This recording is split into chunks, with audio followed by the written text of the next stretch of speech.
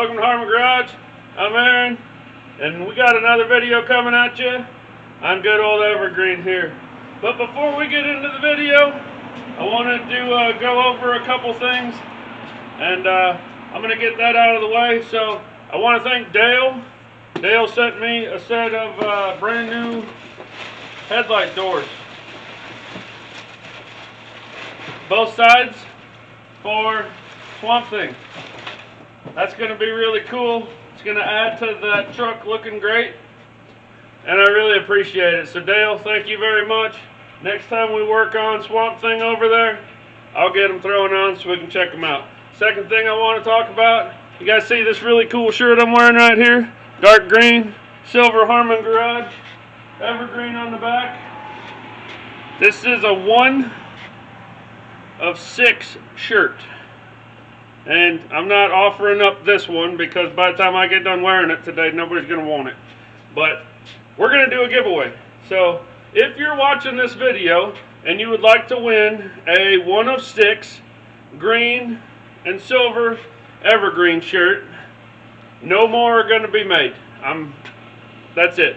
There's 5 out there already, including this one, and there will be 1 more for whoever wins it. And that's going to be it. I'm not making any more other than that, so you'll have a 1 of 5 Harmon Garage shirt. Which, is that anything special?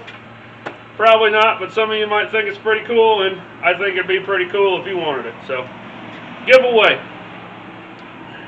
Leave a comment, hit the like button. In the comment, I want you to put, "I want that shirt," and tell me where you're from.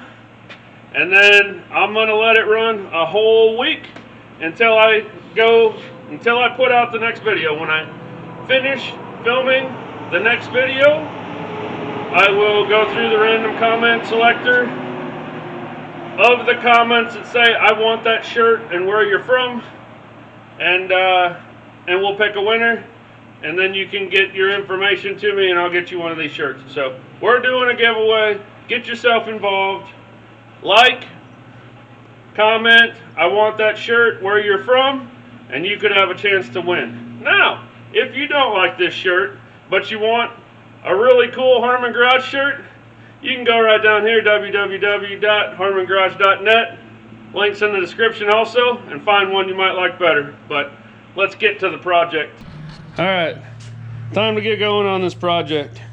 If you watched the last video, you saw that we tucked our freshened up, cleaned up and painted 292 in old Evergreen here, and I showed you that it seemed like it was leaning. And you may be looking at it right now going, "What in the heck are you talking about? It looks perfectly fine." And you would be right, because I shimmed it up to see how far off it was, and I have a whole motor mount wedged in between the engine tower and the motor mount to make it sit level. So we're off by about 1 inch. Now, I know I normally don't buy anything, you know, stuff like this that I can make, but this time I just went ahead and went online and started searching. But it doesn't matter anyways, because I couldn't find what I needed. So we're gonna make it again like usual. But these engine towers that are in this truck are for a small block,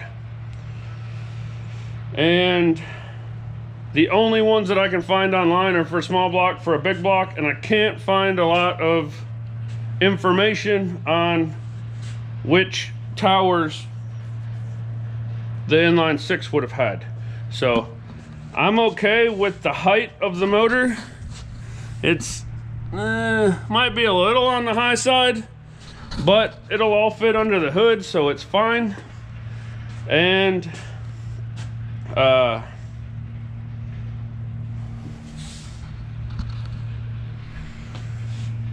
yeah, so yeah.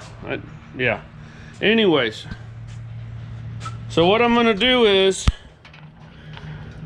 I'm gonna jack the motor back up on the jack under the oil pan, blah blah blah. I'm gonna take this motor mount, this is literally just wedged in there. It's not bolted or nothing, it's just set in there to make the motor set level. So I'm gonna jack it up. I'm gonna slide this back out, which is gonna leave me room. And all these bolts in this tower are still just hand tight. I literally just put them in there to get the motor set in, and then I could move them around where they needed to be and tighten them down. Well, because everything's not right, I never tighten them down. But what I'm gonna do is not tell you what I'm doing, because I'm gonna show you. So we're gonna go ahead and get the motor jacked up, get that tower out, and then I'll show you what I got going on. All right, so I got our engine tower out here. And as you can see, we're over here at the bandsaw. And the reason is because I'm going to cut this thing up.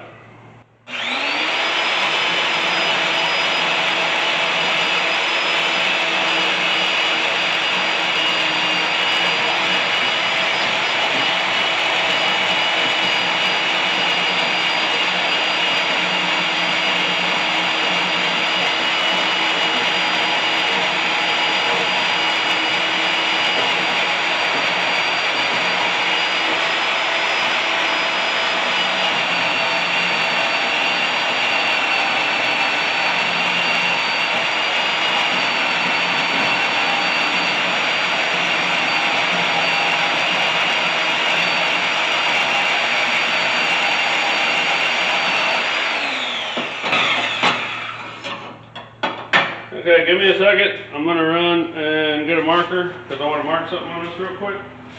I don't know that it matters, but I'm weird. And I want to make sure this is on the same way that it was before. So I marked that. I know that goes towards the top.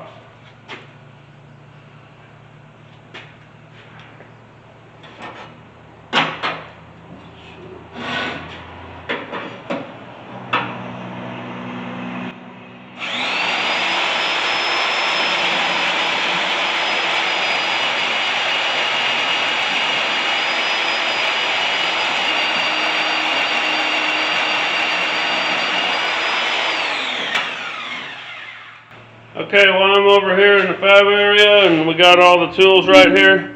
I'm going to go ahead and clean the paint and stuff off of this.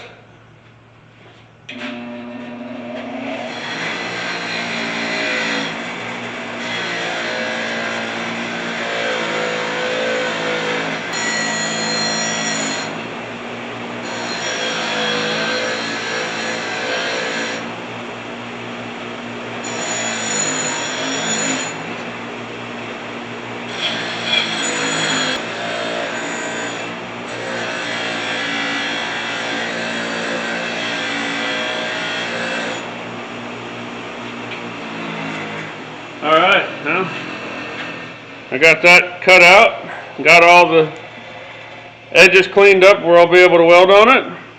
And now I'm going to warp you guys back over to the truck and show you what we got going on. So what I want to do, we got our piece, I got my arrows pointed up.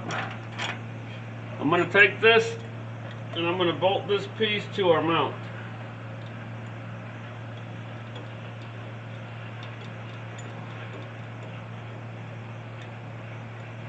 I need to go get a wrench so I can tighten that up because I need it tight, but you guys figured out what we're doing yet? I'm sure you have. We're going to put that where it needs to go, and then we're going to go get our other pieces, and we're going to mount the top piece back on, and we'll build back off of that to make it fit, and then we'll put our bottom piece back down there, and then we'll build off of that to make it fit, and then in my mind, we'll get pieces of metal and mesh them all in there and make them look good, and you'll never even be able to tell we modified it. But in reality, it's probably going to look like a piece of cobbled up garbage that holds the motor. So let me go get a wrench, tighten that down, and we'll get started on building it back.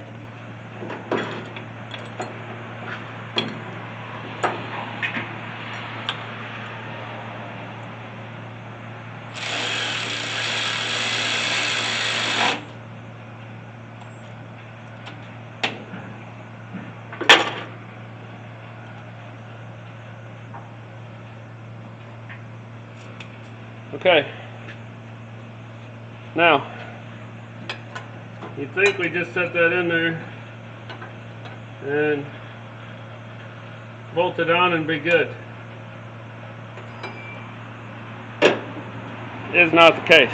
So what I got to do now is I got to go get levels and let the jack down and level things out and visually look at it, see what it looks like, because right now obviously I got it jacked up higher than it needs to be, so it's going to be leaning towards the driver's side because I had to get all that stuff out. So now I need to bring it back, get it level side to side so it's straight up and down the way we want it, and and then have it back on the jack where it needs to be, and then I can start building it back in, because if I just go and build it back in where it is now, then we're going to be leaning off to the driver's side just like we were leaning off to the passenger side. So let me get a level and I'll show you what I'm talking about. Okay, I've already played with this a bunch of times when you guys weren't here watching, so I know that this little ridge on top of the valve cover is my best place to set as the level. So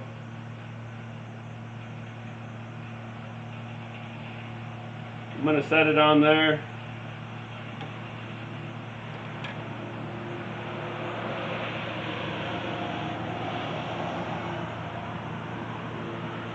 And obviously we're way off, so you guys keep an eye on that for me if you can see it.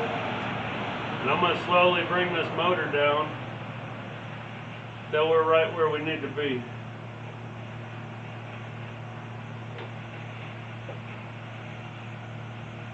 Tell me when to stop. We good?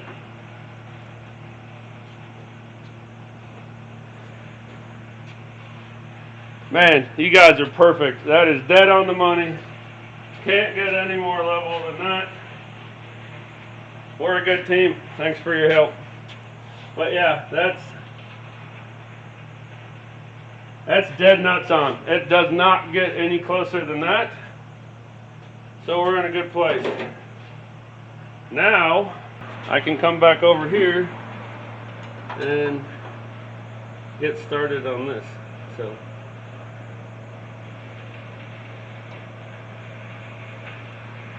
which, in all honesty, don't ask me how this is even a possibility, but if I had a marker to mark stuff, it would probably make this process go a lot easier. So I keep grabbing markers and I keep putting them back, so let me go grab it again.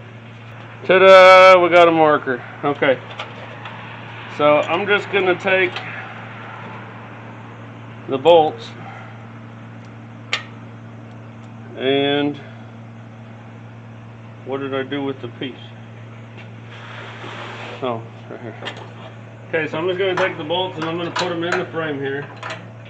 That way I know that those are going to line up.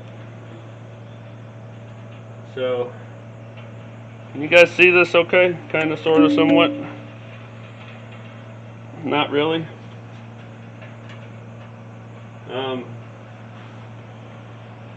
So, it's, yeah. I got to cut it back up here at the top, and then I'm going to have to angle a piece over to it, or I can cut it all the way up here. I think I'm going to go all the way up here and go straight at it. So right now I'm just going to make a line here.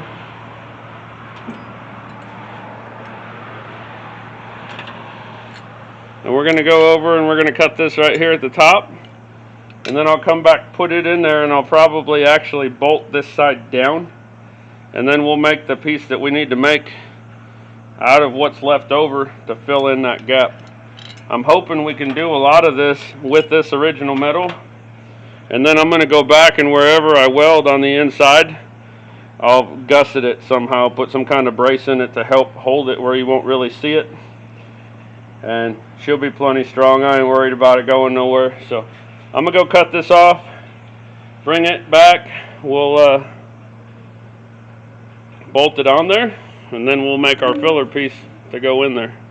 Okay, I got that cleaned up, cut, bolted down.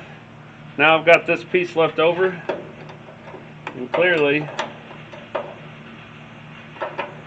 I need to go in there.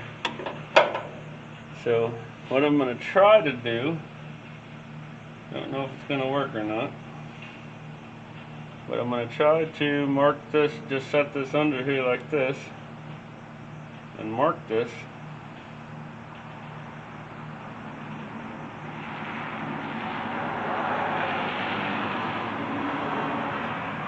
And then I'm going to go try to cut it right on these lines and see if I can get that piece to set in there where I can weld it.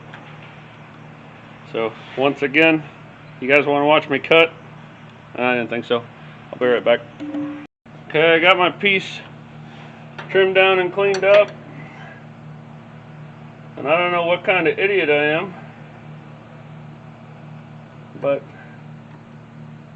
it doesn't even come close to fitting. Oh yeah, it does.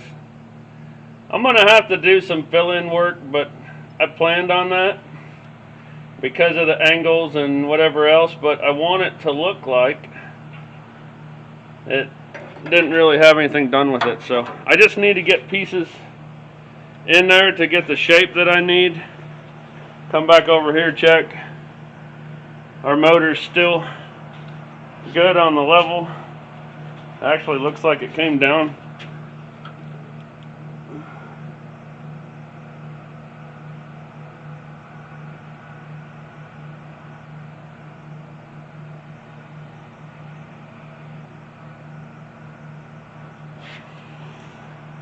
Looks pretty good. I'm going to go ahead and tack weld this in how we got it, and then I can take it out and build it once I have the shape that we need. Alright, hopefully we got a good ground here.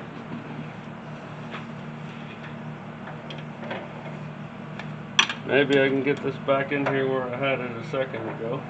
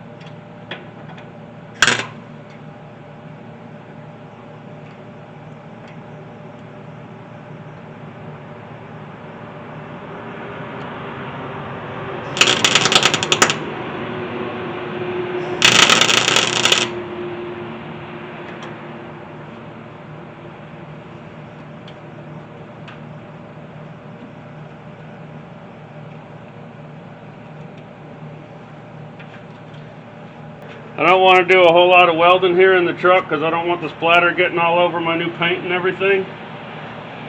So I'm just going to try get some good solid tacks on it, and then we'll be able to, like I said, fill it in afterwards.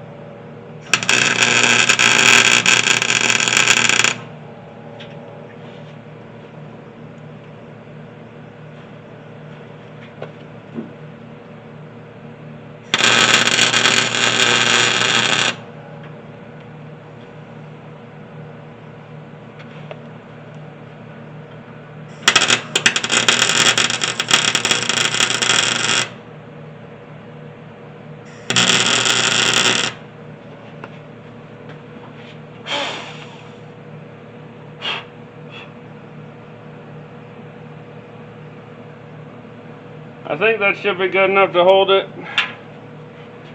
So now I got to go and get the other piece, and we'll start building up from the bottom. Sorry about the wind. Building up from the bottom is going to be a little bit harder to do because it's not easy to get in there for one thing. But we'll figure it out. I'm going to go make it happen. Okay, to show y'all up close and personal, that level is about as good as it can get on perfect.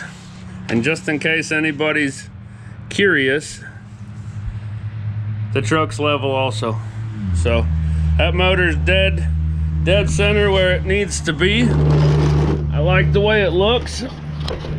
And I got our tower somewhat rebuilt down here. Keep in mind, I'm just getting it tacked together to have the shape. I'm gonna have a lot of rebuilding work to do. I didn't bring you guys down here with me. Why I did it? Because I can barely get the camera in here to show it to you now. There's no way I would have got it in here with the welder and my hands and everything else. But I got my pieces all tacked together where they're gonna need to be. So now I'm waiting for it to cool. Obviously, I don't want to burn the crap out of myself. I'm dumb, but I'm not that dumb. Letting it cool off for a little bit. We'll pull it out. There's some pieces that I have to adjust and change a little bit to get the kind of factory look that I'm going for. But I don't think it's going to be all that hard to do. I think we'll get her hammered. Why I got you guys down here in this video also, we're going to be lowering this front end down to where it needs to be. And I noticed there's spring jacks. There's two on this side. Oh Jesus, I don't even think those are the same spring. That one looks thicker. This side doesn't have any spring jacks. No, they're the same spring. That side doesn't have any jacks. This side's got two. But I was gonna say maybe I can take the jacks out and it'll lower it down enough, but that's not gonna happen because there's no jacks on the other side. So we're gonna have to play around. Hopefully the springs aren't that far off, but we're gonna get that lowered after we get this mount done. So I'm gonna take a break, get some water while I let this stuff cool off, and then once she cools off, we'll pull her out and we'll keep on going. Okay, it's pretty well cooled off. I got it out here, and back here on this side, I'm gonna have a little bit of work to do, but that was the bottom that I had trouble getting to. Up here really isn't that bad, so I'm gonna go through and strategically get this all welded and filled in. And then I'm gonna weld spots that are good here. And then we're gonna do some trimming and cutting and fitting and making stuff work. But I'll go ahead and get this welded up, what I can weld up here. And then I'll show you what I'm doing with the rest of it.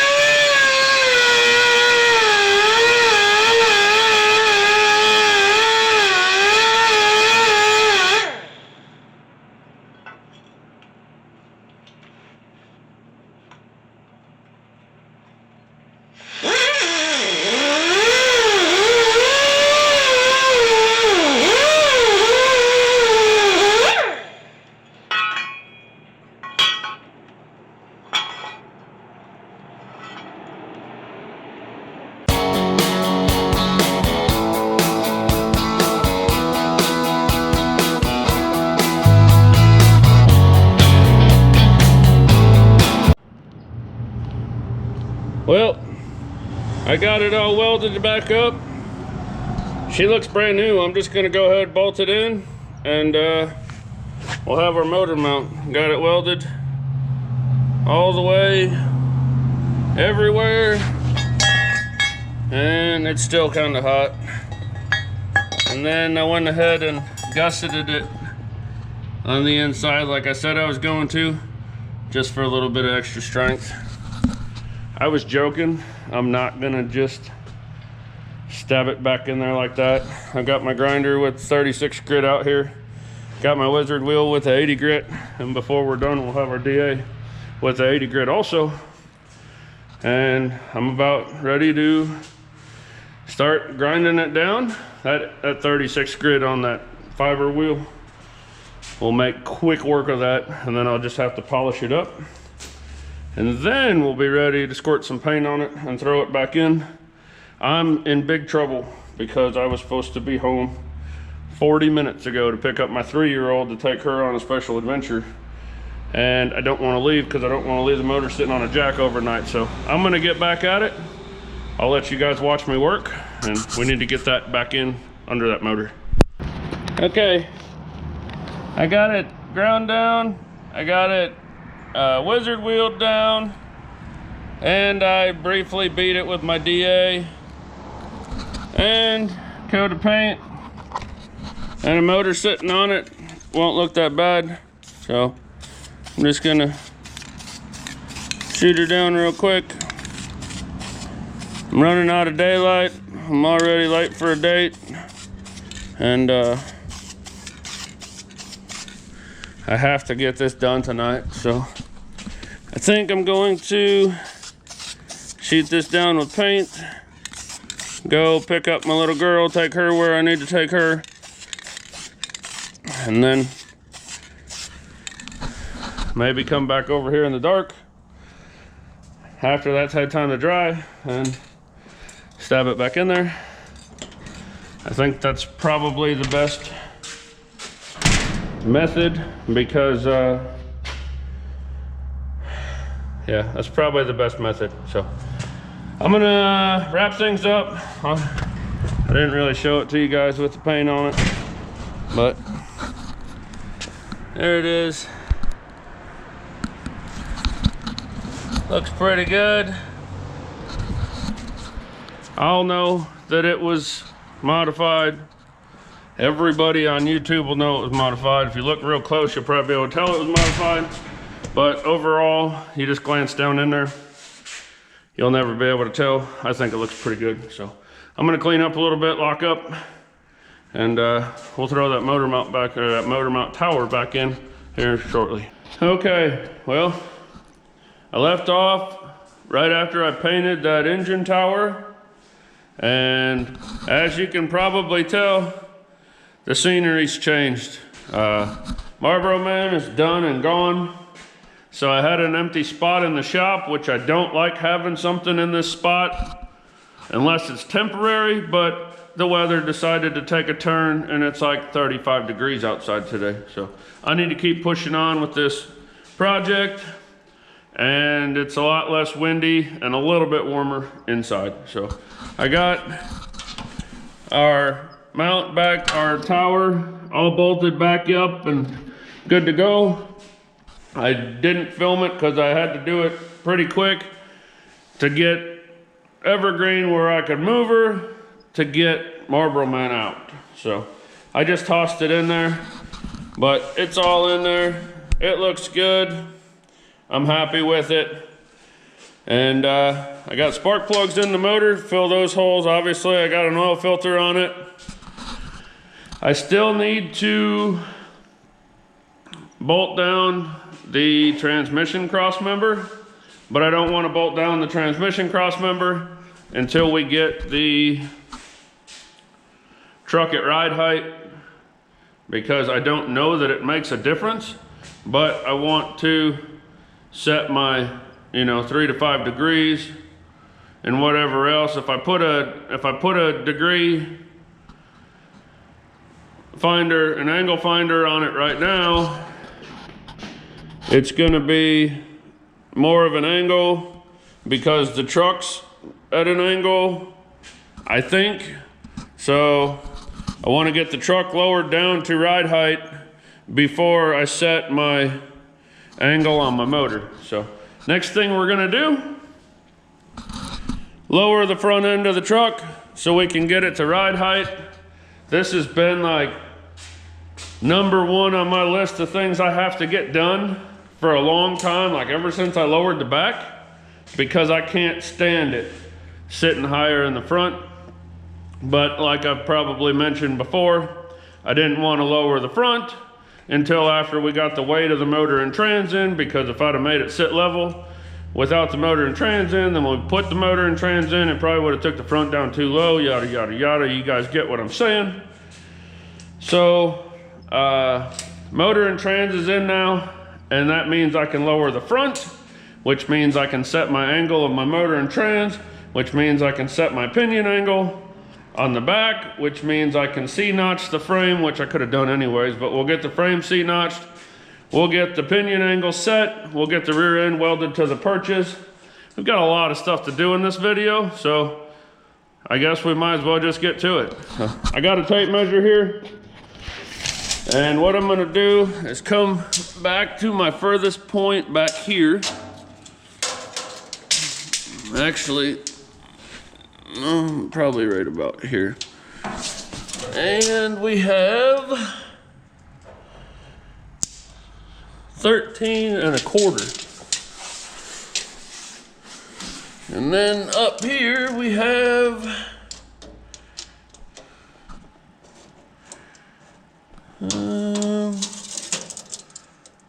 I'm gonna call it 15. So we gotta go down 1 3/4, let's just say 2 inches. Which, it looks a lot more than that to me. But the way I'm gonna lower this thing is the way that I lower the front of most of the trucks that I lower, which is just pulling the springs out, trimming the coils a little bit, putting them back in. So I've never done it on a 67 to 72 truck before, so I don't really have a scale for it, I guess you would say. I know on the 73 to 87 trucks, one full coil is about 3 inches. So, I don't know. I'm gonna take one coil off and see what happens. If it's a little bit lower in the front and has a little bit of a rake to it, that's fine. So, let's get started. Okay, so got her jacked up on jack stands. Got the front tires pulled off both sides. So what I'm gonna do is, because I'm not as familiar with these trucks, I'm gonna take both front springs out at the same time. I'm gonna set them together, which we'll go over it all, but I'm gonna line them up, cut them exact. We'll put them back in and see what it does. I hate to break the ball joints loose multiple times and that kind of stuff. I've checked everything on this truck. It's old, but it's tight. And as long as it's tight, I'll pump some grease in it. We're gonna run it.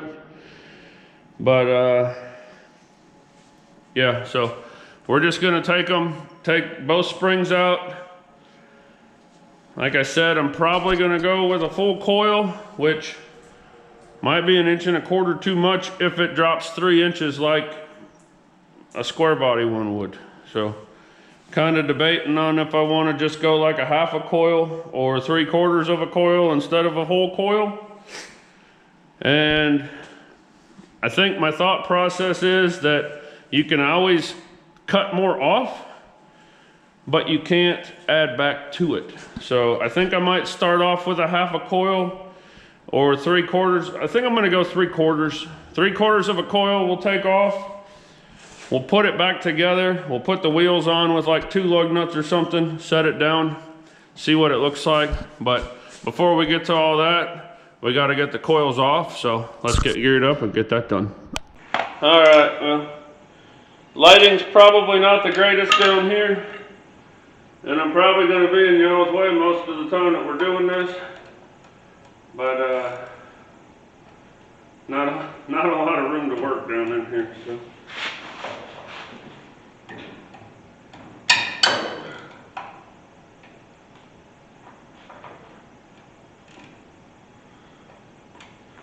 Pretty sure somebody did a good job of stripping that out. Luckily they look like standard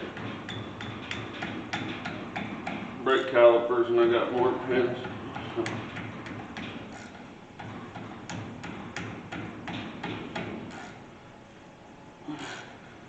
Yeah.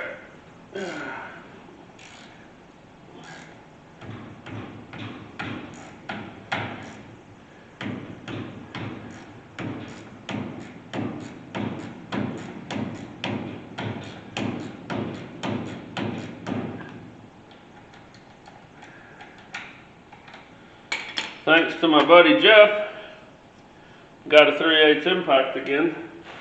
Been missing having one of these for way too long. I usually wouldn't use it on this, but that sucker's in there. So. Don't want to go too hard with it, or you strip that spindle out, you're screwed. And we don't want to be screwed. So let me get a hammer real quick. I think I'm going to have to beat this socket in that top one a little bit.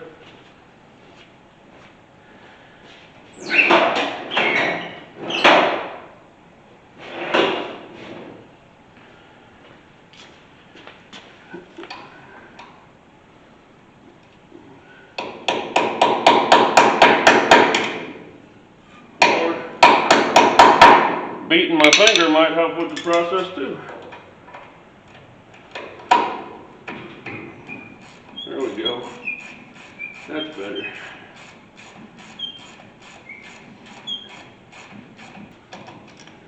All right. Cut that off. Get caliper out of our way, maybe.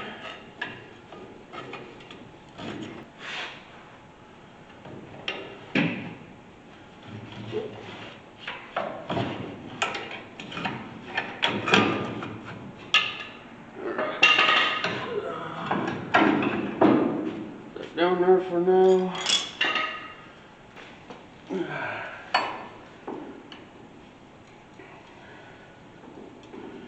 Get our shock bolted.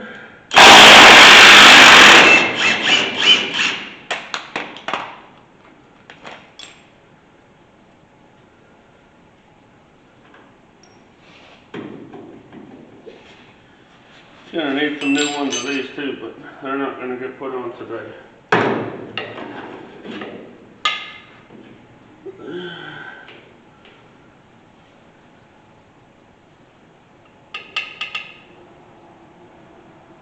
I'd say these ain't no good no more. Alright. Get our cotter key out of our upper bolt joint here.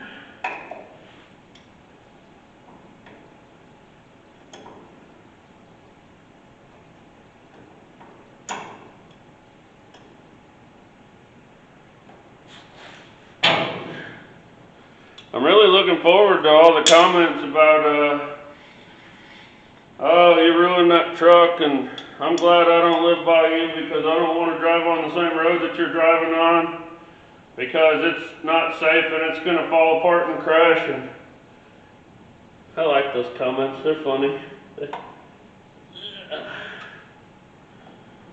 because I've never done this process before, and neither has anybody else, and none of these trucks are out there driving around like this safely and not hurting anybody every day, you know, nothing like that.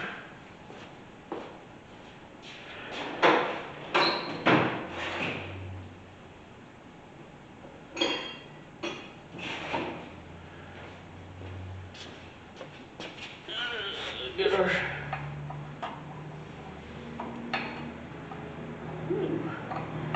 sucker's got big tie rods on it.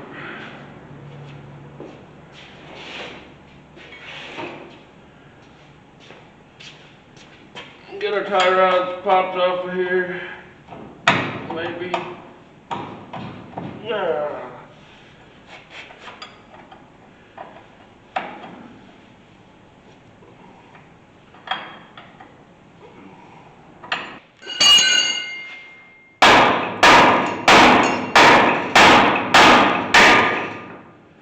There we go.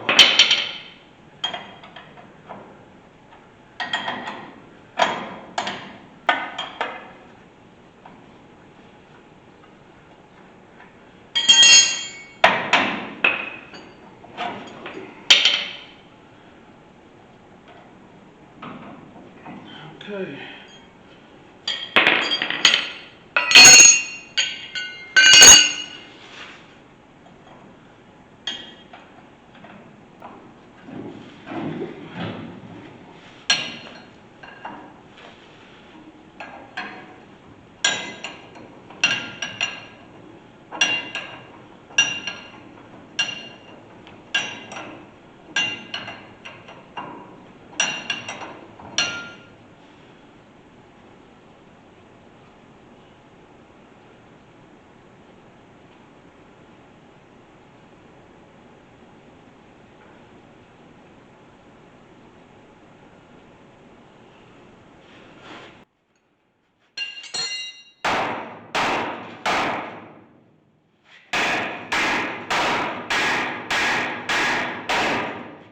All right, there's that.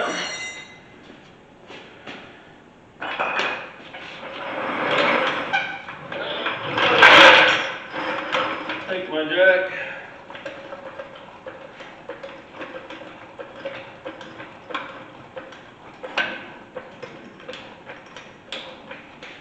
Put it up underneath the control arm there, and then very, very carefully take this nut the rest of the way off.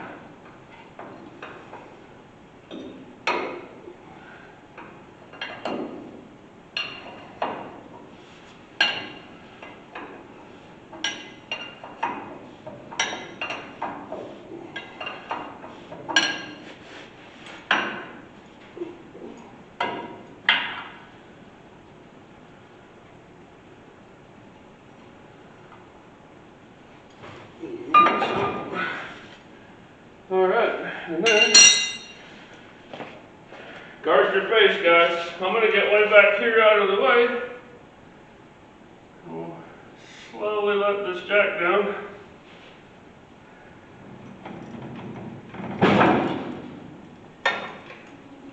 Which should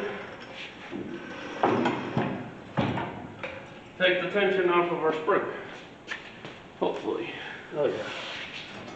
We're good. It's out. Alright. There's that side. I'm not going to make you guys watch me do both sides.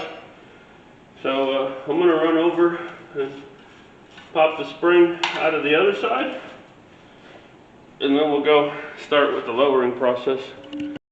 Okay. I learned a couple things over here when I took the passenger side apart. First thing I learned was we definitely need to do brake hoses because somebody was driving this around with a stuck caliper on it. And we're gonna need to do a rotor too. So that's good to know. I was gonna do brake hoses anyways. and I knew when I had to take it apart to lower it, we could check the brakes, and basically came to the conclusion that it's probably going to need some. Driver's side rotor is like brand new. I don't like changing just one rotor, but for the cost and my availability of funds, I might have to just do it just the one side this time. And there's really nothing wrong with this one. It's in really good shape. I'll measure it out, but I'm sure it'll be fine. Second thing I learned when I was underneath working on that engine tower, I mentioned that there was spring jacks in our coil spring. There was 2 on the passenger side, none on the driver's side. Well, I figured out why.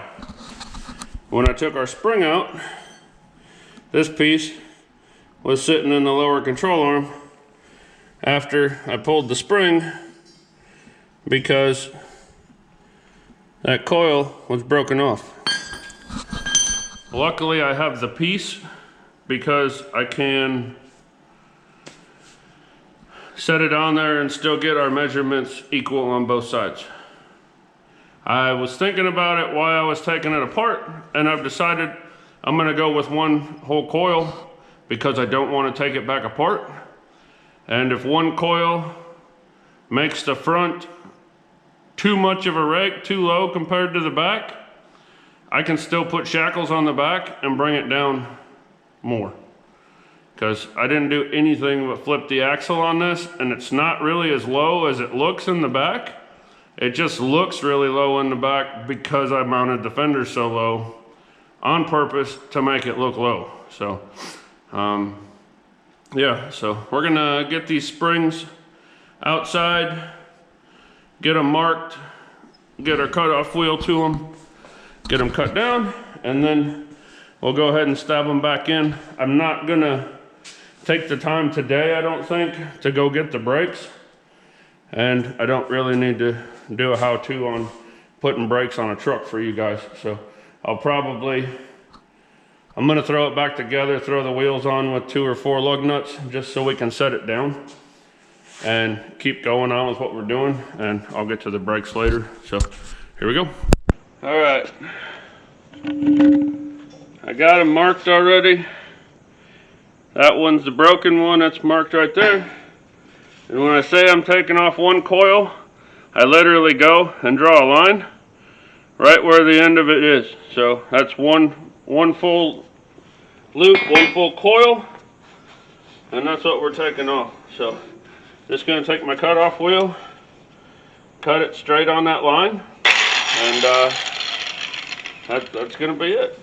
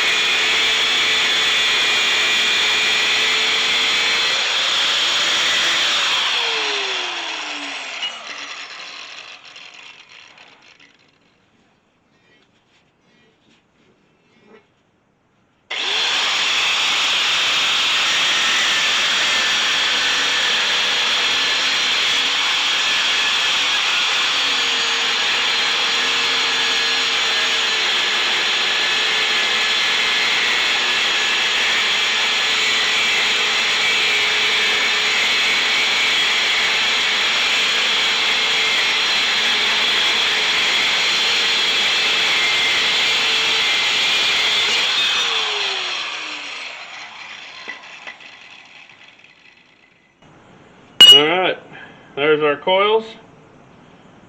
Got them cut. We'll go ahead and take them inside. Slap her back together.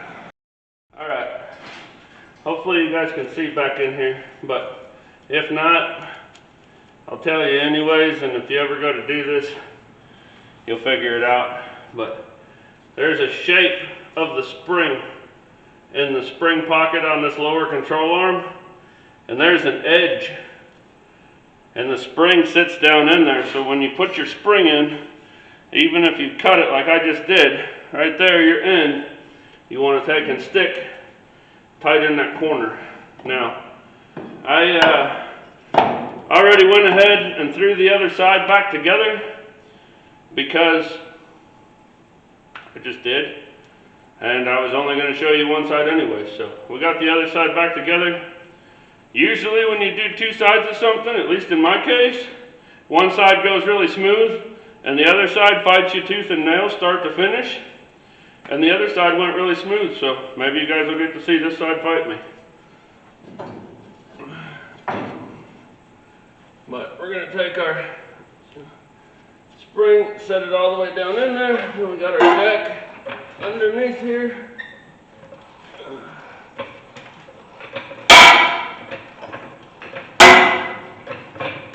That's just the backing plate hitting the jack, if anybody's wondering. Okay, and then up here in the top, there's a cup for the spring to sit on as well. And you want to make sure you get that in place too, which this one isn't really going, so we're going to have to help it a little bit.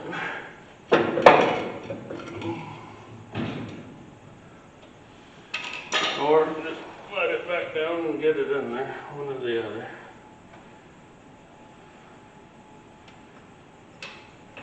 Okay,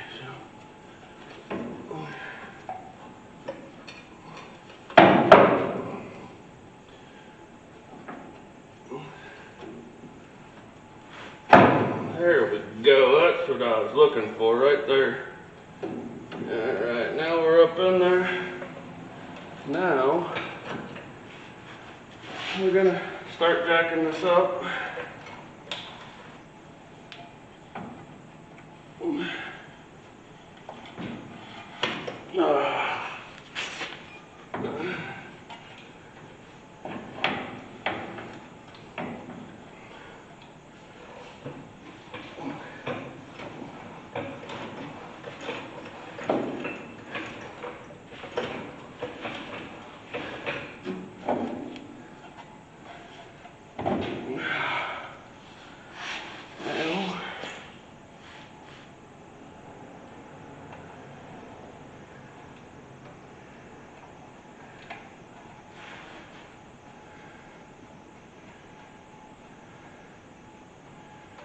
Okay, and just in case I forget to mention it, somebody's going to catch it.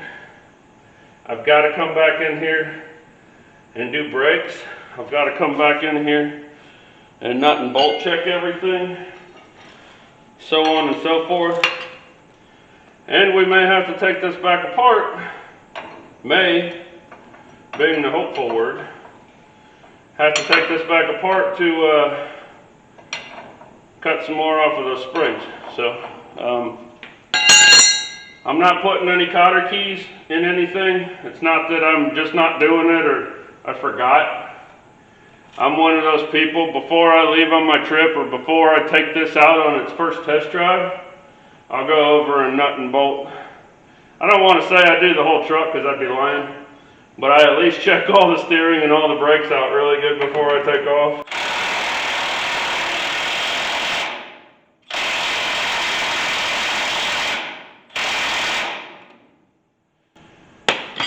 Alright, and then,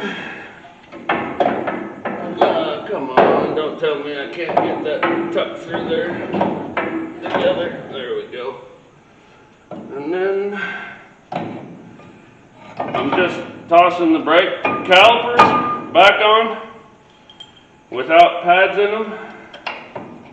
And I'm pretty much the only one, I'm pretty sure I'll be the only one here doing anything before I get the brakes put on it, because Pops is really the only one that comes and helps me, and I should have the brakes done on this before he's scheduled to come back into town. So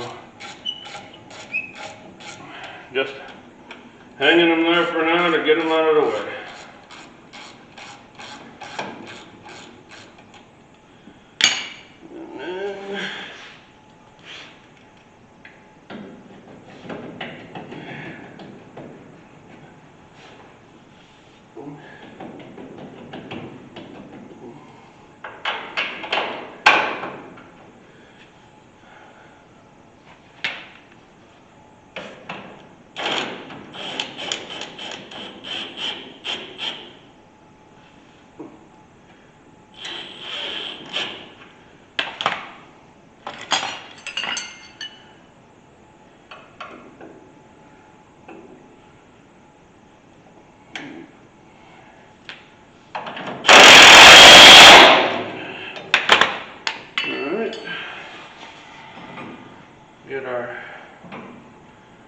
tie rod put back on.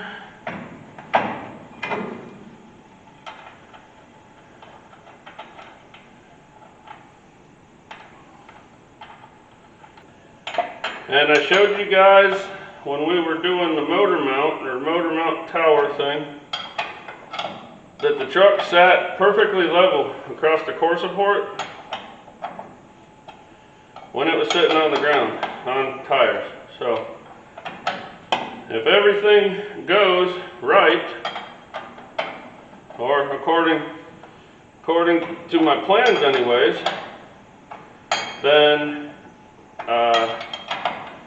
once we put the tires on, set this thing back down on the ground, it should still sit perfectly level across the core support. So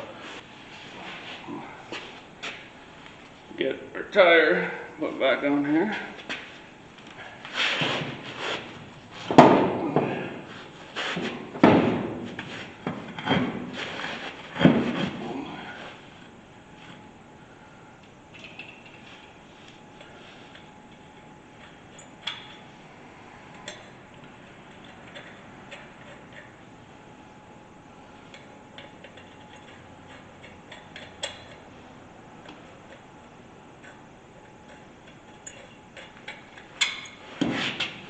I don't know about you guys, but this is definitely the moment I've been waiting for. I can't wait to see this thing sitting like my vision has it sitting.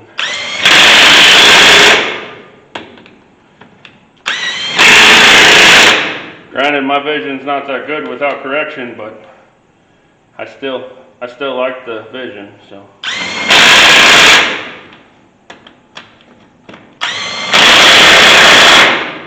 Okay, tires back on. Last thing we gotta do is take it off the jack stands. And if I was like a professional cameraman, video maker, this is where there'd be like a really cool montage of it coming down off of the jack stands and all that stuff. But I'm going to try to set the camera up somewhere where it'll look cool coming down and, you know, give you the stance right away when I set it on the ground. Don't know how it's going to go, but we're going to try. Alright, here goes nothing.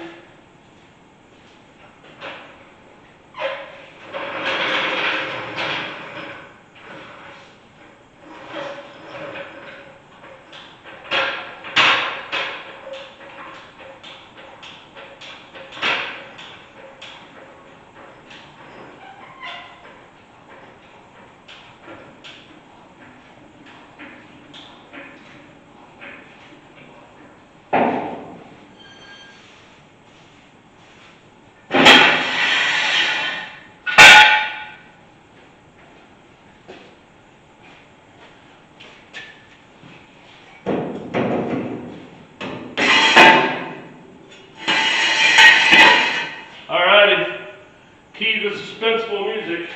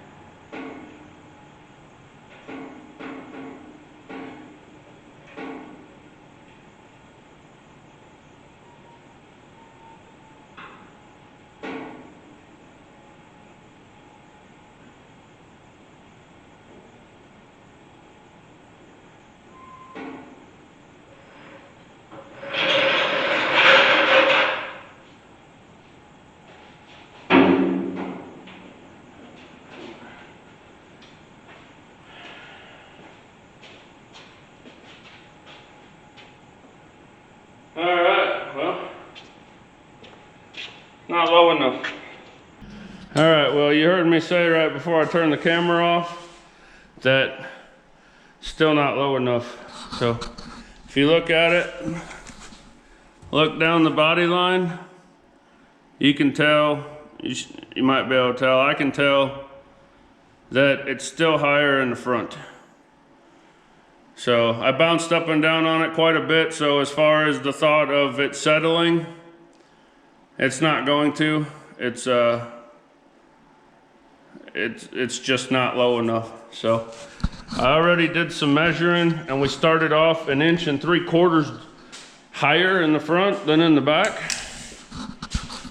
And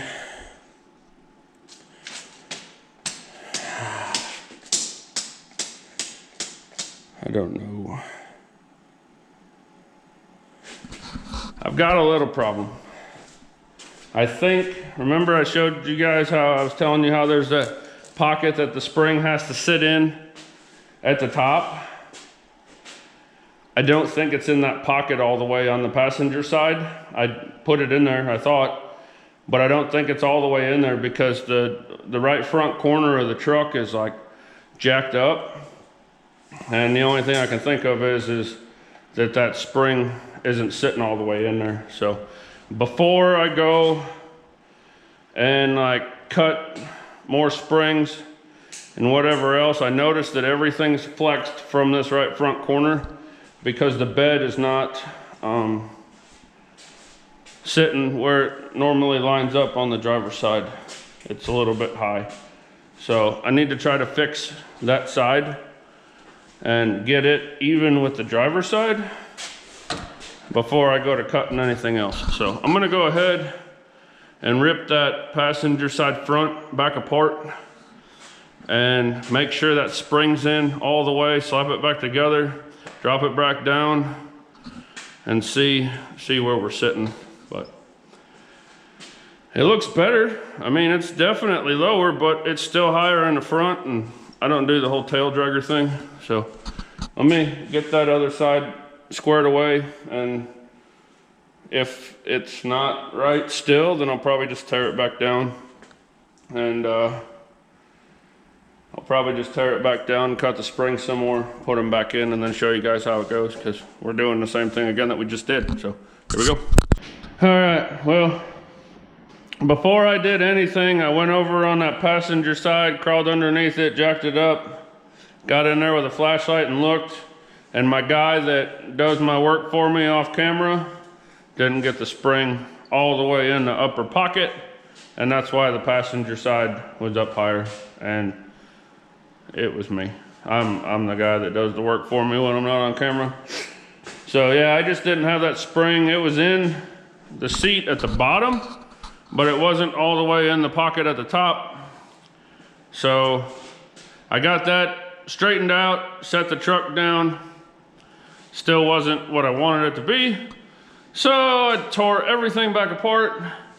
I took another half a spring off because I really didn't want to go too low. So I took another half a spring off and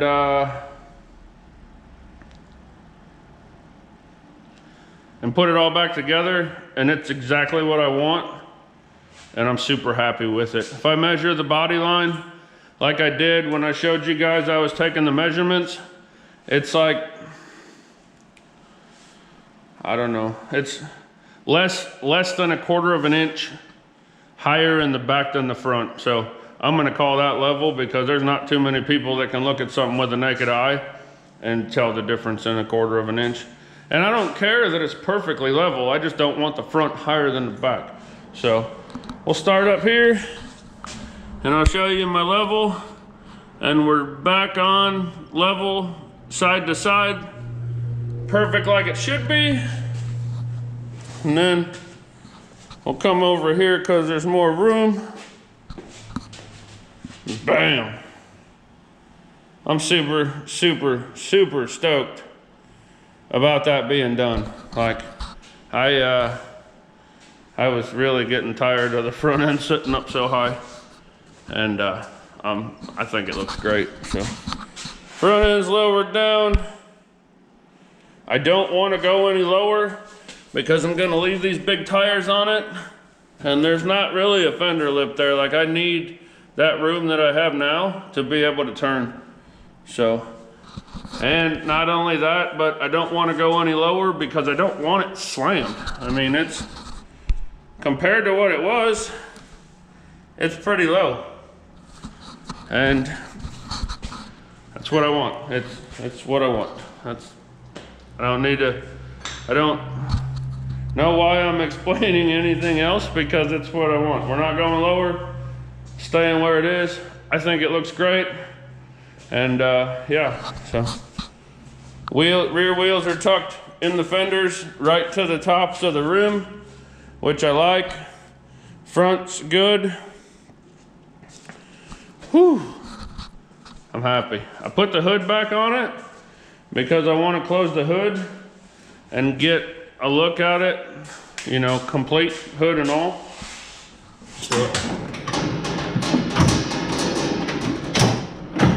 So I'm gonna close the hood down, stand back a little bit. I should push it outside. We get a lot better look at it. And I probably will this afternoon when I get done with what I wanna do. Might have to adjust that hood a little bit, but we'll get the principle of it. Oh yeah, that's it. That's definitely it. So.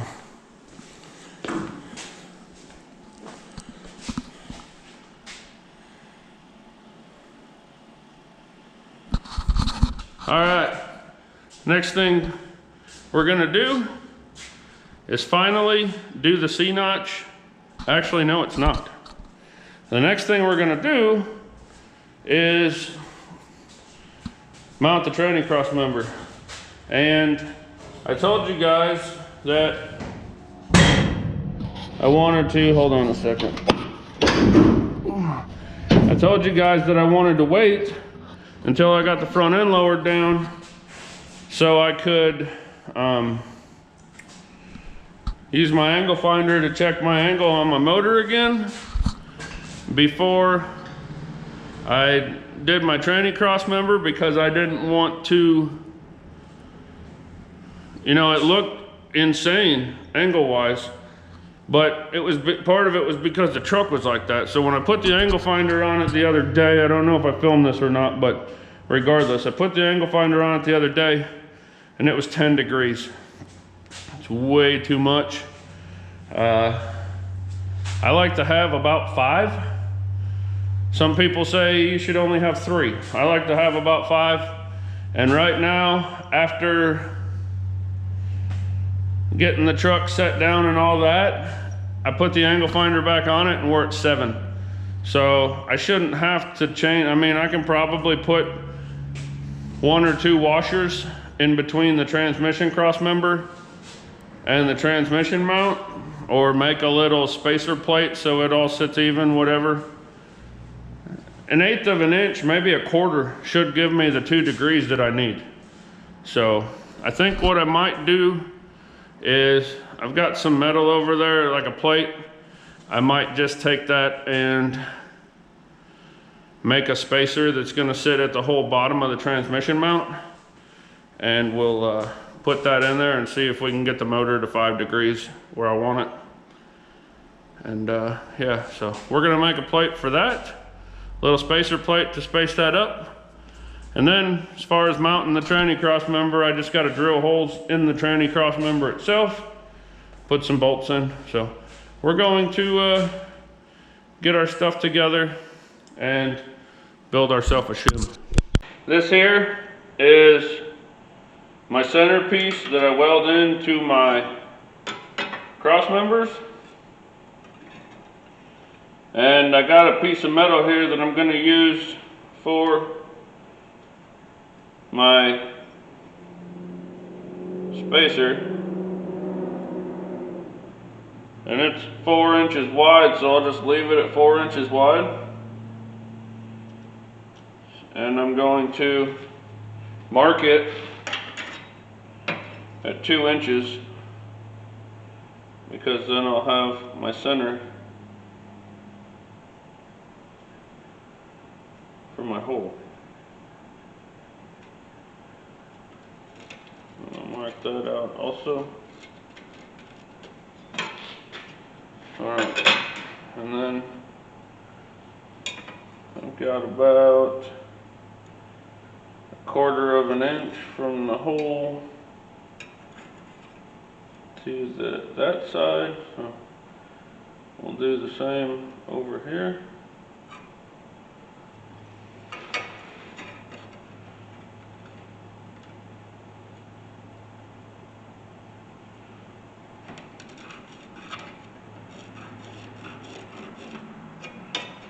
Like so. And then I'm going to go ahead, cut this off, and we'll put it in the drill press over there, and I'll make my hole in the center, and then we'll have a shim.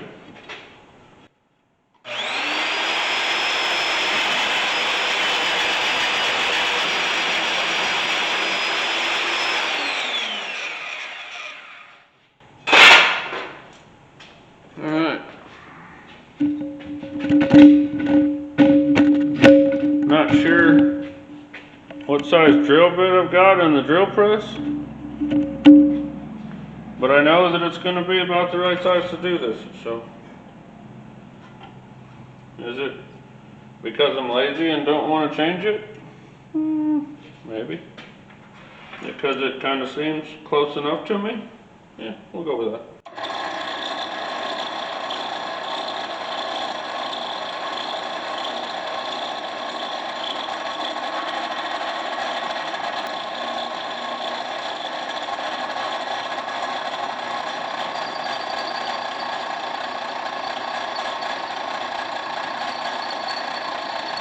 Okay, so it just kind of happened, but my camera battery died and the drill press got stuck in the piece at the same time. And I decided that I might not have been doing the best method for that, so we got a burr bit here on our little die grinder. We're just going to clean it up.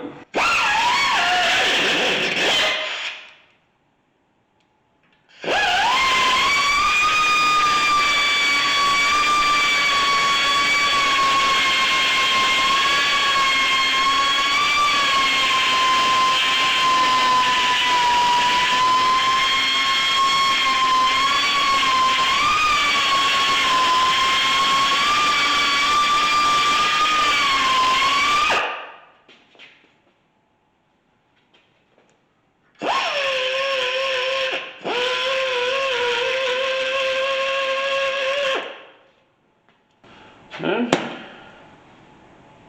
I think that'll do it. So we're going to probably clean that up on the wire wheel, shoot some paint on it, let it sit for a little bit and dry. And then I'll go underneath and stick it in there, and I'll get the angle finder out and we'll see if our engine angle's where we want it to be. Okay, well, I don't have the tranny mount cross member. I have the tranny mount bolted to the cross member with my shim in it. I still don't have the cross member bolted to the frame, but it's sitting in there where it needs to be, and it's fine. So I went ahead and put my angle finder back on the valve cover before I tighten the tranny mount and everything down. And I don't know if you guys can see it or not. It's really hard to see, but we're right at 5 degrees, which is fine by me. Some people say shouldn't be more than 3. Some people say 3 to 5.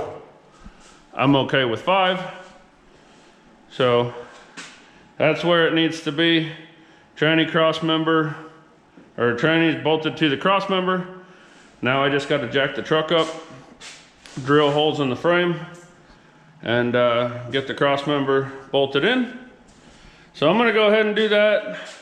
As soon as I get done with that, I'll bring you guys back, and we're finally gonna do that C-notch. I need to get the C-notch done. I need to get the pinion angle done while I got the welder and everything in there, so that I can weld the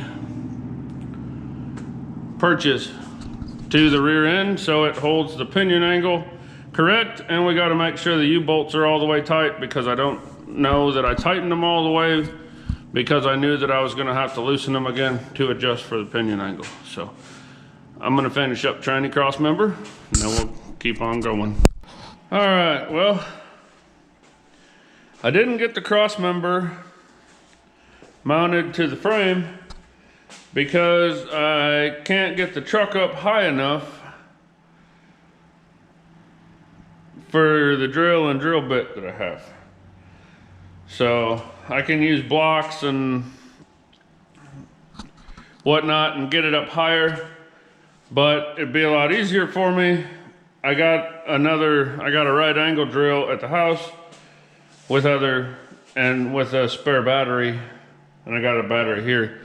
So I'm going to later on.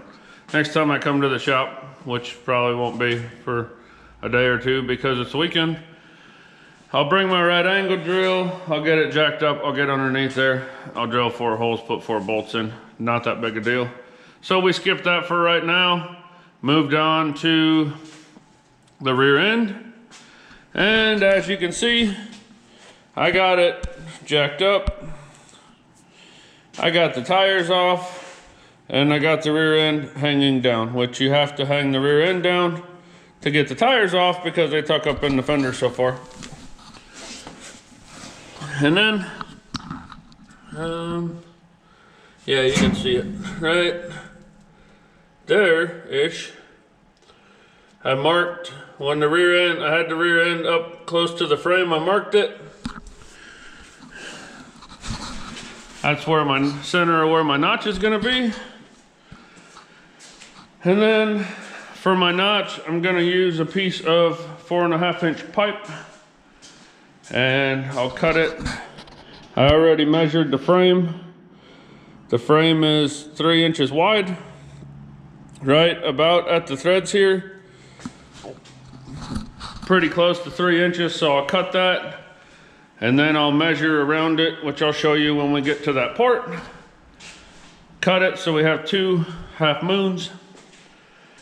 We'll hold them up there on the frame where they need to be. We'll cut our half moon out, we'll weld those in, we'll plate the inside, all that good jazz. And I'm gonna take you guys along for the ride. So let's get started. All right, so before I take this outside to cut it, I thought about it, and I'm gonna go ahead and mark it so we cut our half moons also, because that makes the most sense. So what I do, I've got I don't know what they're called. It's a tape measure, but it's one of the long ones. So I'm gonna put it there. We're gonna go all the way around, and when I go all the way around, dang it,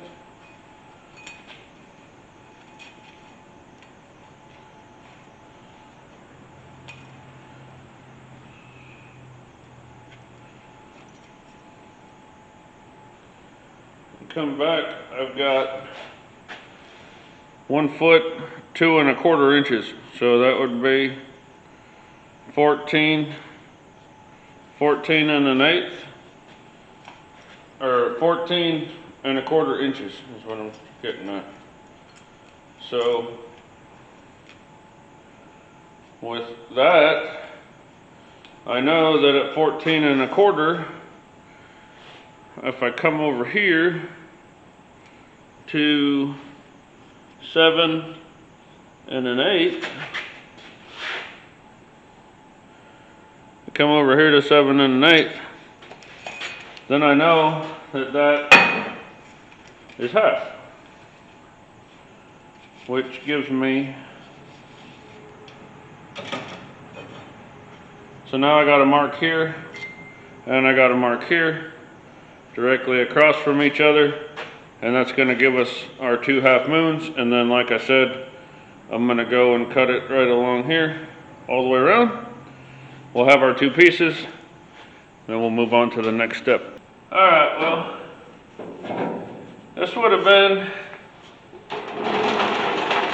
easier to film and just a whole lot easier in general if I'd have done this months ago when I shortened the bed instead of trying to do it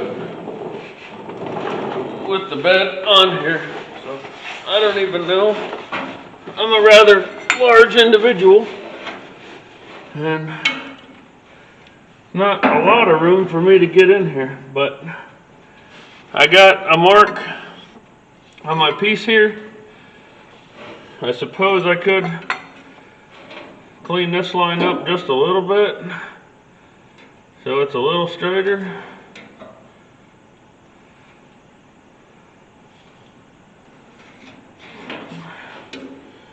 And then I'm going to take my piece and make it even with the bottom of the frame rail, front and back. And then I'm lining up my line on top of it with my line that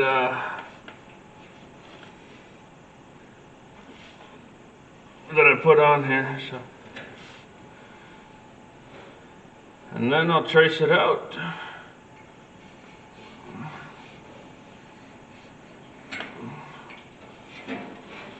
Like so. And I'll take my straight edge here and mark the bottom of the frame.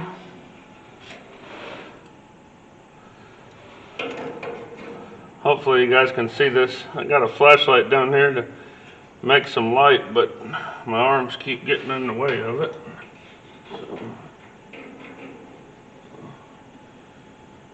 Alright, so now we should have it marked. I know that when I do it I can go straight on this line, but I need to go on the inside of that line just because of the way that it marked. It marked kind of goofy, but I know that I'm okay with it. So if you guys have watched the channel for a while, you know that when I cut these out I use a jigsaw. It works good, doesn't throw a lot of sparks, doesn't make a big mess, and everything comes out good. So I'm gonna go get my jigsaw and some extension cords, figure out where I'm gonna plug it in, you know, all the basics. Then we'll come back and we'll cut this notch out.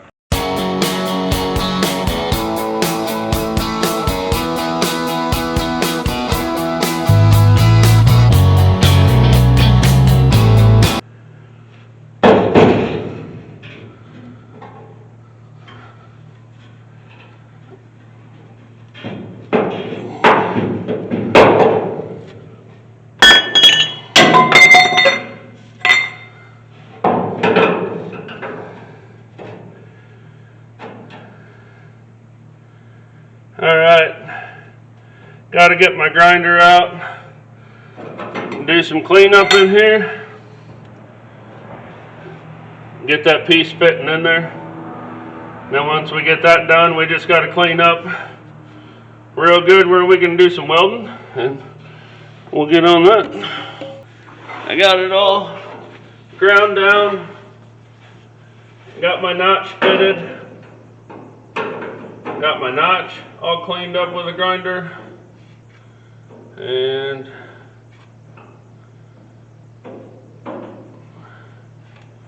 it fits pretty dang good. So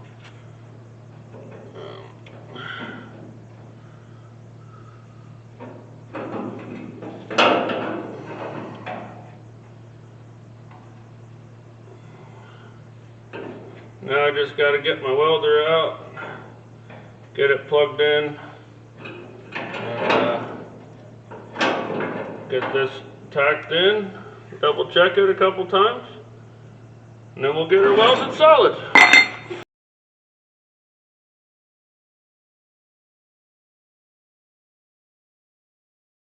I got everything welded up in here. Once again, my feeder on my welder is kind of acting up, so I'm not going to claim they're the best looking welds on the planet, but they're in there. Penetration's good.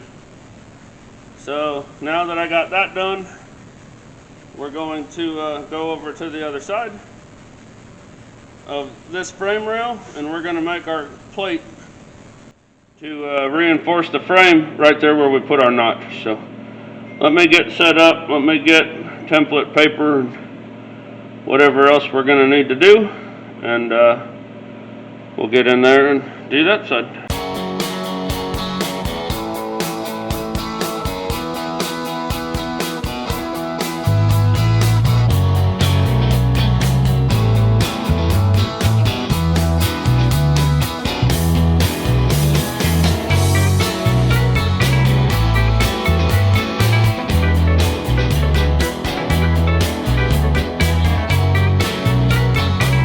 Alright, well, got my notch all done on both sides, and pretty happy with it. So just one more thing checked off the list that we don't have to worry about doing. So I remembered as I was down underneath here doing the notch that I still have to make shock mounts and find shocks, which isn't going to be super easy because this thing's slammed on the ground. And well, it's not slammed on the ground, but with the flipped axle and everything, I don't need shock extensions because I'm going to make my own shock mounts, but they're going to have to be short, like real short. So the last thing I wanted to do in this video was finish this notch. I got it done, and I still got a couple, about an hour left in my day. So while I'm back here, while we got stuff up on jack stands and all that kind of stuff, I'm gonna show you guys the notch real quick, and then I'm gonna go ahead and put my tires back on, and we're gonna loosen up the crawl underneath there, loosen up the U-bolts. And then while the U-bolts are loose, we can set the rear end down on the ground, set the whole truck down on the ground, so we're at ride height, and the U-bolts are loose, and then we'll be able to set our angle, our pinion angle on our rear end. So I want to get that done. It's one more thing to check off the list. I already have the welder out and all that, and it doesn't take a whole lot. Like, I just got to get the wheels back on, get it at ride height, and get my angle finder out. I know we got our motor at 5, so if we can get the rear end anywhere between 3 and 5, we should be in pretty good shape, and we shouldn't have to worry about it. So I'm going to show you guys the notch real quick, and then I'll throw the tires back on, get this thing dropped down, and then we'll get under there and start working on our pinion angle. So here's the first side that I showed you the process on.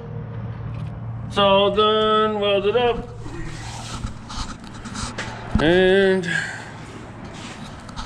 there's the inside, more up close and personal. Got it all plated. There's the other side. Got our notch in, all plated, welded up. And there it is on the inside. So notch is done. Like I said, happy about it. So I'm gonna go see who's calling me because I forgot to turn my ringer off on my phone. And after I get done with that, we'll start doing the pinion angle. All right, I decided that it would be a little easier on me this afternoon if I just laid down on the job. So that's what we're doing, just laying down on the job. But the reason we're laying down on the job is because we're back underneath old Evergreen. I got our tires back on both sides, and in here, if you watch the video where we flipped the axle, you know we put new we had to put new spring perches in here to flip it. So I didn't know what our pinion angle was going to need to be because of ride height and all those other things, and we just now got to where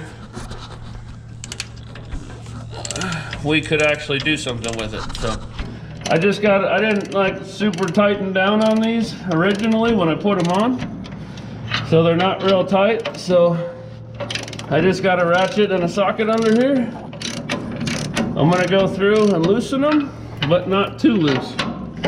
I want that rear end to be able to pivot, but I don't want the rear end to move. So I know that doesn't make any sense, but I've got my old spring perch on top that should pretty much keep it. All right, I'm probably bouncing you guys all over the place, so I'm sorry. I got my old spring perch up on top. It's got the U-bolts up tight against it, so it should keep it from going back and forth. And I've got marks here I can see where I've got the rear end at. So that'll help me with centering. I know that this perch is perfectly centered on that perch, so the rear end should not move back and forth. So I'm gonna go ahead and get these loosened up, and we'll get the truck set down on the ground, and then I'll get my angle finder out and all that jazz, and then I'll show you guys how I'm gonna set my pinion angle. So here we go. All right, well, I didn't have the camera on because I just told you guys what I was gonna do and then went to do it, and you missed out. I just scared the bejesus out of myself. I was jacking it up to, or I was loosening the U-bolts, and I wanted to get them like snug, but loose, if that makes any sense. Like just loose enough that I'd be able to get a jack underneath the pinion and it would move it, but tight enough that it wouldn't move unless I made it. Well, that was a small window that I was looking for, and I opened that window too far. I got the U-bolts a little bit loose. Every end came down, swinging at me. Almost rocked the truck off the jack stands. And yeah, so basically what I'm saying, that's the second accident I've had in the filming of this video. I don't think I mentioned this earlier in the video, but when I was doing the drop on the passenger side, when I was trying to get the spring back in, I'm an idiot. Let's get that clear before we get started. I'm an idiot. I had my hand up in the spring pocket, and I was feeling for when the spring went over its little centering deal that's in there. And I had a pry bar in this hand, and I had this hand up in there feeling when it went, and I was slowly massaging this side, and my finger was where it shouldn't have been, and the spring went the way I didn't want it to. And let's just say that that finger ended up in between the spring and the spring pocket. Luckily, I didn't have the ball joint put together yet, and there wasn't any weight on it. There was some weight, there was tension on the spring. I'm not gonna take that away from myself. There was definitely tension on the spring, but I still had the jack underneath the lower control arm. And luckily, because I don't carry my phone, I leave it sitting over there out of the way so it's not a distraction unless I forget to turn the ringer off and it starts going off while I'm filming. But anyways, luckily I still had it on the jack. And after the initial adrenaline rush, oh my gosh, my finger's stuck in there and I can't just pull it out because I'll rip all the flesh off my bone. I calmed down for a second and thought about it, and I was able to reach over, let the tension off of the jack, the spring fell out, my finger came out. So that's twice, just this video alone, that I could have like seriously hurt myself. And not had my phone, not been able to reach my phone to call anybody. This time I was laying under the back of the truck and it almost came off the jack on me. And I mean, right now it's not sitting on the jack, and I think there's probably enough room for my large self underneath there. But maybe there's not. Maybe the frame rail comes down and knocks me on the head when it's coming down. Who knows? So I need to slow down and take more care about what I'm doing. And I guess I'm trying to be an advocate for you guys and tell you, take care in what you do and be careful so you don't get hurt. I got a 3-year-old girl, a 10-year-old girl, a 12-year-old boy, and a 17-year-old boy. And I not only don't want to be there for my kids, but I also don't want to leave all that on my wife. So I got to slow down and be more careful. My wife doesn't generally like call me or stop by the shop and check on me because, for one thing, she's got her own job she's got to worry about, and my 3-year-old she's got to worry about, and she doesn't want to bug me. She knows I'm over here, she knows I'm filming, and she doesn't want to call unless, I mean, she'll call me if she needs something or it's an emergency, but she don't want to call every hour just to check on me. So, I mean, she expects me home by 5:30 every night, and sometimes I work late. So, I mean, it could be like, usually I'll call her and tell her like 5:30, you know, hey, I want to finish this up, so I'm going to stay a little bit late, and then she knows, just so she doesn't worry. But she could think that I just got busy and lost track of time, and I mean, it was, I don't know, 10:30, 11 o'clock in the morning when I got my finger stuck. If I wouldn't have been able to get myself out, I could have been there till 8 o'clock at night.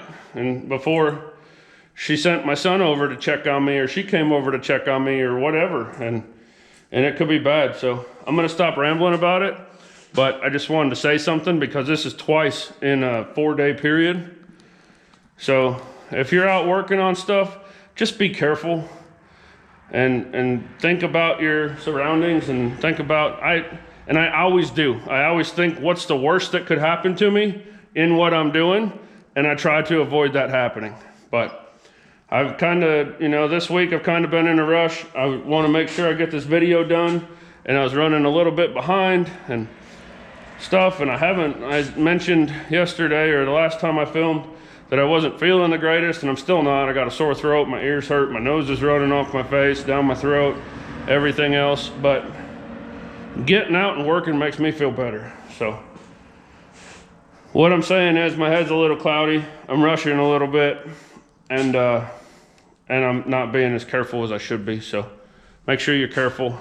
Anyways, got the rear end loosened up enough for it to move. This is my brand new top of the line digital angle finder. No, it's really not. It's probably like a 1980s model, 1980s model Craftsman that I've had, you know, probably got it from my dad or my grandfather or somebody that bought it new before I was born, but whatever. So anyways, I'm just gonna go off the bedside right there. We are 100% zeroed out, level, perfect, which makes me feel good because the bed's mounted good and the truck's all good and level and everything else. So, whatever. Okay, so now, take my angle finder down, put it on a flat spot on my rear end that's even with my pinion, and I'm at 0. So as you can see, I got the jack underneath my pinion there where it's gonna turn it. So what I'm gonna do is come back here, and I'm gonna put a pump or two on my jack, which hopefully will turn the rear end. And then, oh yeah, it's turning it. Okay, so I put 2.5 pumps on it, watching the pinion come up without the truck. So now we'll come back and look, and we're still at 0. So I'm gonna keep doing that until I get to 3 degrees, and then I'll show you guys we're at 3 degrees. Okay, so we're right on 3 degrees. pretty close to it. You guys can see better than me because I can't get all the way down there with my eyes as far as I can get you down there with the camera. But anyways, we're at 3 degrees.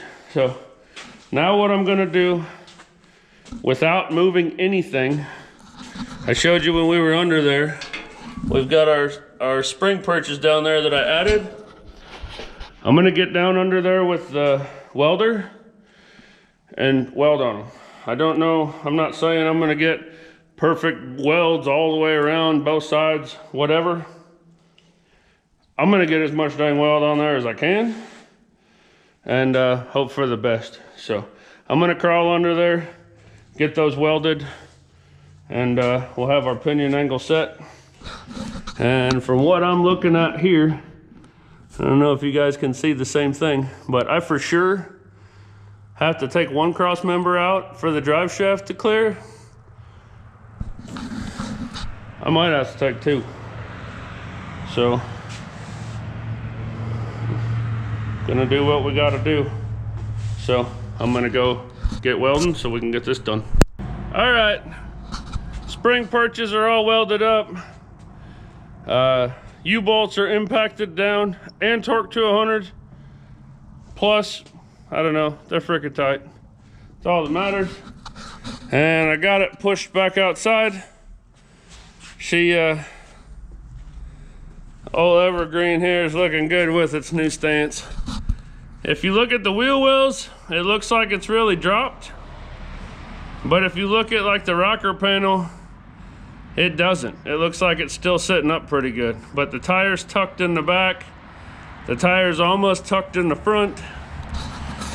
So I still have a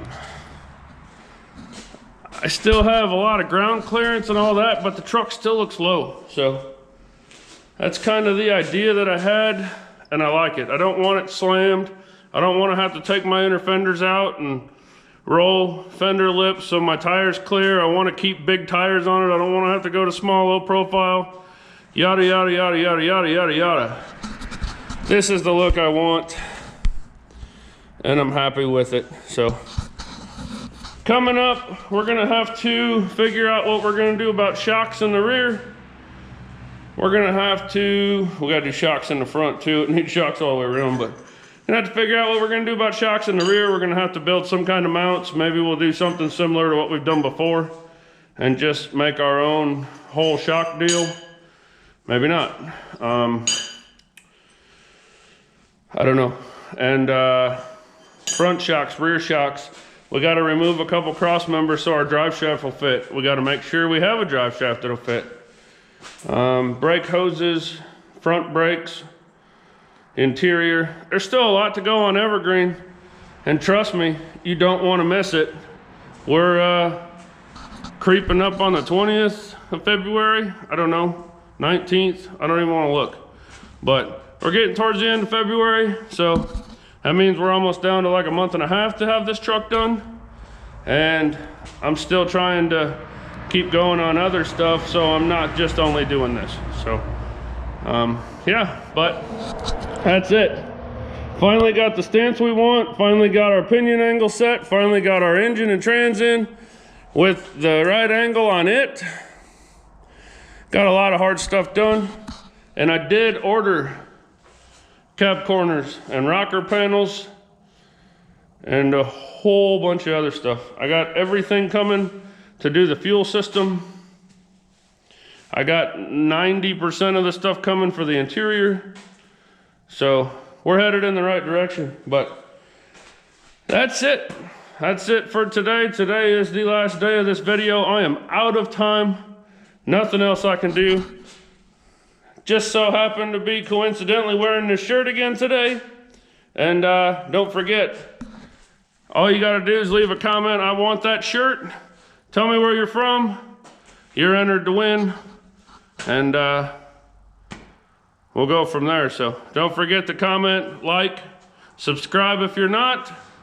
And thank you guys so much for watching. I have a merch store also. If you want to check that out, the description or the link to the merch store is at the top of the description. So if you want to, check that out. But anyways, enough's enough. Thank you guys so much for watching. If it wasn't for you guys, I wouldn't be able to do this. Y'all have a good one. We'll see you next time.